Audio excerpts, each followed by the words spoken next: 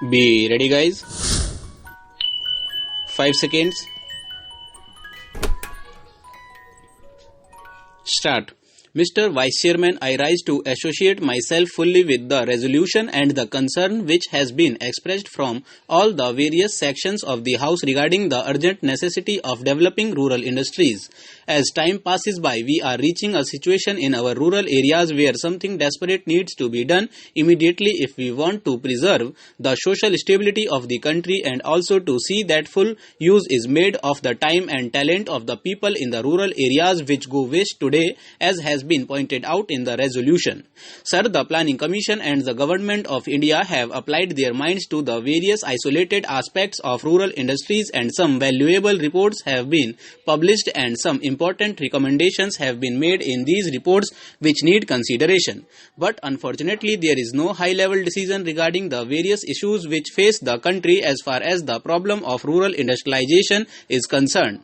We are not quite clear as to what, first of all, rural industries mean and what rural industrialization implies. Does rural industrialization mean the utilization of local resources in order to meet the local needs? Or does rural industrialization imply the creating of surplus in the rural areas which could be exchanged with the surplus in other centers of the country and thereby create a richer life for the rural areas? Various opinions have been expressed with regard to this problem, but there is no authoritative determination of the policy regarding the meaning of rural industrialization. It has been suggested that if such import of capital and skill from urban centers were to mean merely the multiplication of industrial centers in the rural areas, such an industrialization of the rural areas would nullify the advantages that are likely to accrue as a result of the rural industrialization.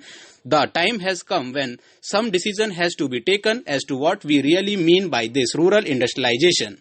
There is also difference of opinion regarding the authority that should undertake the responsibility for this rural industrialization. From the literature that has been published in this connection, it is quite obvious that two distinct and powerful schools have developed regarding this issue.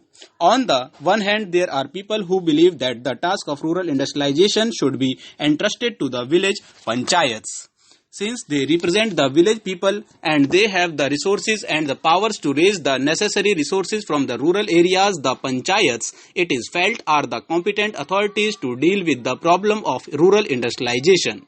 Equally strongly, it has been argued by others that cooperatives are the right answer to the question as to which should be the authority that should deal with rural industrialization. I may also mention that there is a third school which believes that the import of private capital and private skill into the work of rural industrial development is the real answer to the problem which we face in the matter of rural industrialization. Here again, some authoritative determination of the policy has become necessary because in the absence of such a policy, ad hoc decisions are taken which sometimes cancel each other, and therefore the rapid progress which we hope and wish for in rural industrialization becomes impossible.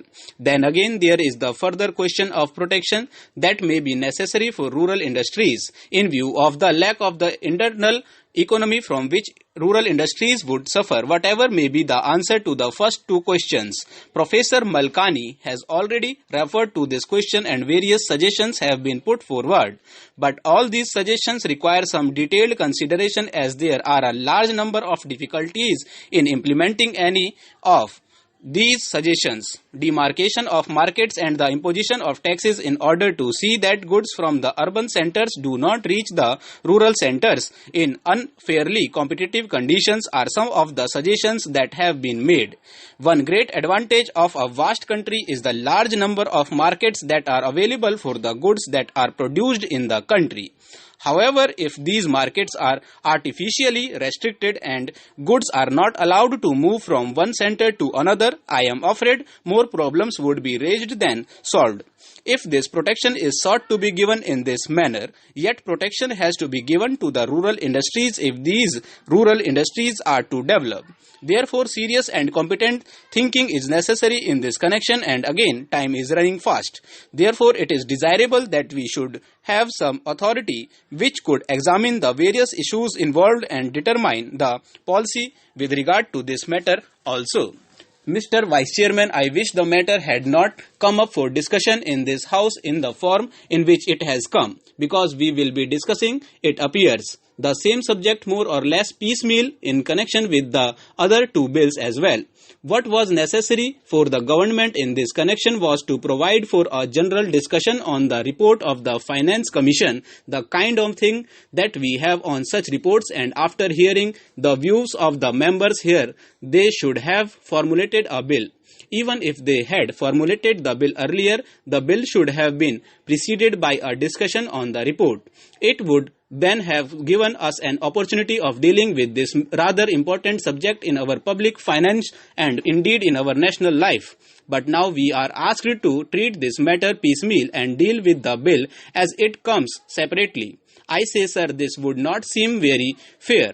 It is true that we have had two other reports of the Finance Commission and that we have had certain opportunities of discussing the issues raised by the Finance Commission on previous occasions.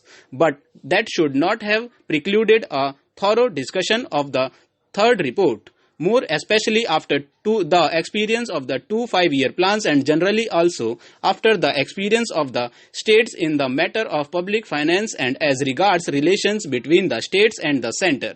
All I can say is that the government does understand the magnitude of the problem or the urgency or the seriousness of the issues involved. It is possibly because they think that all the state governments are under their control and that the state governments would toe the line, whatever is laid down from here. Suppose, sir, today a number of states had been outside the control of the same party which controls the central government. Problems would have become acute because conflicts between the state governments controlled by certain other parties and those controlled by the Congress party which controls the central government would have arisen sharply, calling for a thorough discussion and mutual consultation in a different way. Once they can get past whatever they like, and also once it is passed, the states will more or less accept.